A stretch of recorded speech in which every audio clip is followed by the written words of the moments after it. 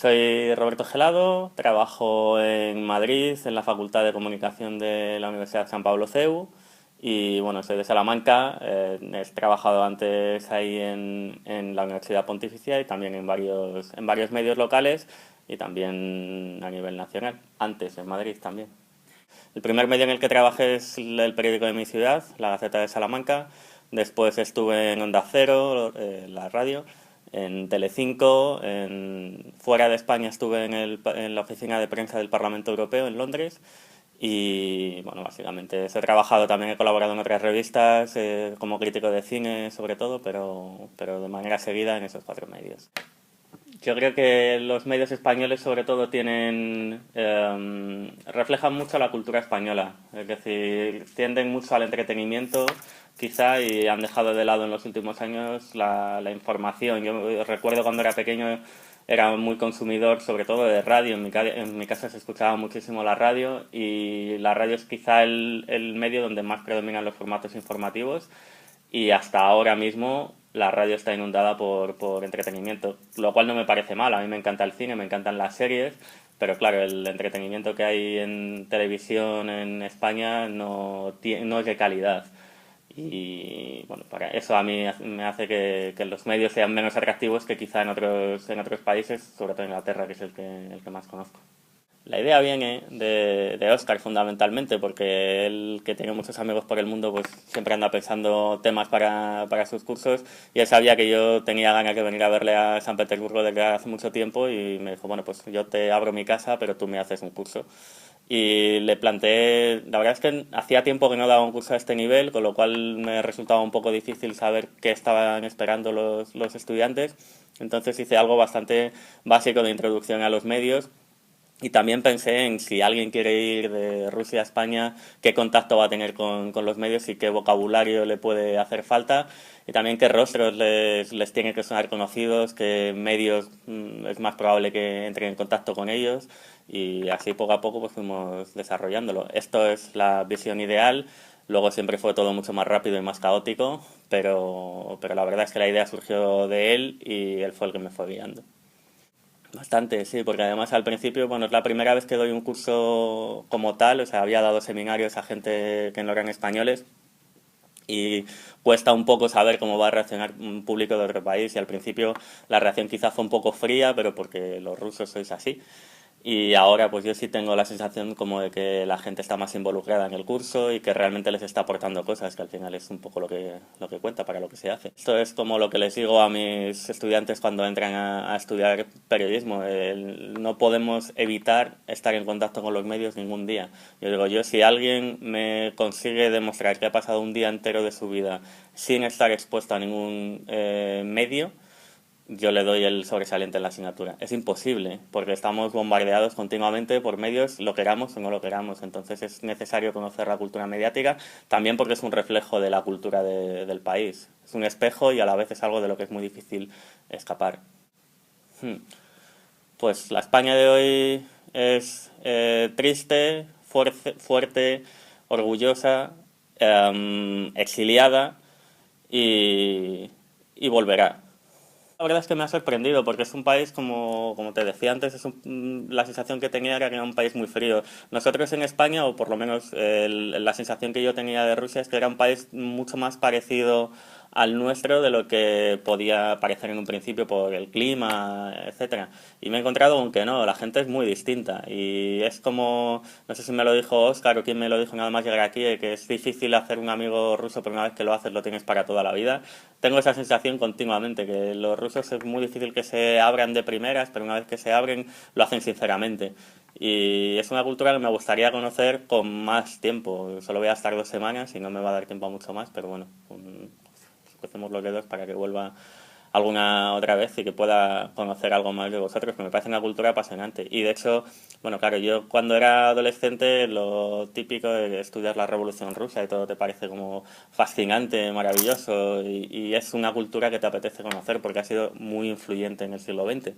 Y de hecho ayer estuve en el crucero Aurora y era como revivir mis 18 años.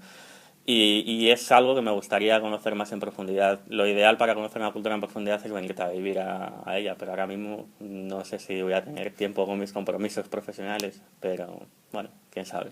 Lo comentamos el otro día en clase, quizá yo sinceramente creo que es inexistente. Los españoles tienen muy poca curiosidad, diría yo, quizás es una visión un poco pesimista, pero tienen muy poca curiosidad por lo que pasa fuera de nuestras fronteras, a no ser que esté relacionado con entretenimiento, vacaciones y algo así. Y realmente no hay muchos españoles que viajen a Rusia, es más bien el turismo de Rusia que viene, el que viene a nuestro país. Pero sí diría que existe simpatía histórica, sobre todo porque eso, después de la guerra civil hubo un éxodo masivo de ciudadanos españoles a Rusia y yo creo que en general se la tiene como un país que nos acogió bien. Sí que es cierto que también existe pues eso, la sensación de que el estalinismo, la etapa oscura de la Unión Soviética fue muy negra, pero en realidad no es como que se critique a la gente de Rusia, sino al contrario, o sea, se les considera como que padeció aquello. Y la sensación que se tiene de ellos es bastante cálida, pero en los medios hoy en día yo diría que prácticamente no hay un retrato de la sociedad rusa justo y lo único que sabemos es pues eso, esos rusos multimillonarios que vienen a la Costa del Sol a comprarse casas a mansalva. Vale, pues creo que es un retrato un poco distorsionado, pero por lo general creo que el retrato de la sociedad es bastante más favorable que en los medios. Sí, en la universidad hay, bueno, una de las cosas de la universidad española es que además de dar clases tienes que desarrollar muchos proyectos para que tu currículum esté a la altura de poder seguir dando clase allí o con más nivel. Entonces ahora tengo un proyecto, participo dentro de un proyecto europeo de análisis político de Twitter, como los políticos hoy en día se están adaptando a las redes sociales para intentar llegar con sus mensajes a medios distintos a los tradicionales, que es por donde han solido emitir sus comunicados, sus ideas. Y sobre todo, bueno, yo una de mi parte docente, la que más me interesa, la que más me gusta es relacionada con el cine. Y tengo varias ideas, varios proyectos de análisis de series y de análisis de películas, sobre todo uno, el que más ilusión me hace, que estoy intentando meter también en otro grupo de una universidad diferente, es sobre el estudio de la imagen del presidente de los Estados Unidos en series de principios de los años 2000 y House of Cards, que es la serie que se está emitiendo, porque la idea es un poco que la degradación de la imagen del político se está viendo también en las series. Y la serie emblema de finales de los 90, principios de los 2000, es El ala oeste de la Casa Blanca. El retrato de la política era mucho más idealista y mucho más favorable, y sin embargo en House of Cards es mucho más descarnado. Y creo que es un reflejo de la sociedad, de cómo la sociedad hoy ve a los políticos. Me gustaría hacer algo de eso más sistemático.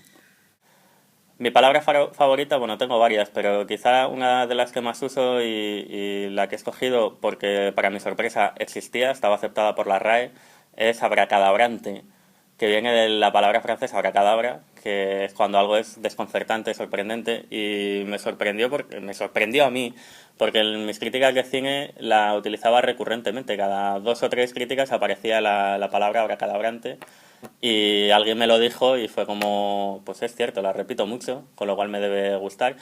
Y no tenía ni idea de si existía o no, porque muchas veces me estoy inventando palabras que simplemente como me suenan bien o pues las encajo. Y esa la busqué en el diccionario y sorprendentemente existía, con lo cual digo, esa.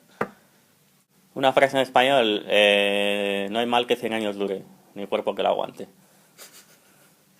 Es como muy optimista. Además, hace un año tuve un accidente bastante grave y me quedé, bueno, aquí tengo el recuerdo. Y pues eso, no me fui para el otro barrio de milagro y siempre me acordaba de eso. Bueno, hay que aguantar porque siempre al final se ve la luz. Así que me parece una frase muy positiva. Bien, bueno, el consejo para aprender cualquier cosa, paciencia. Porque además también lo veo, bueno, yo enseñaba inglés antes y sobre todo enseñando en la universidad temas de comunicación y de cine. El principal error de alguien que empieza a aprender algo es querer hacerlo muy deprisa.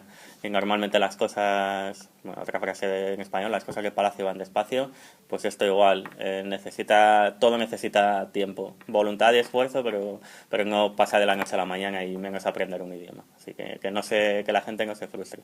Yo aprendí inglés desde que era pequeño y cuando llegué a 15 años después, cuando llegué a Londres, me di cuenta que no hablaba nada. Con lo cual, calma, paciencia, no hay mal que 100 años dure y siempre se puede acabar hablando mejor de lo que se empezó.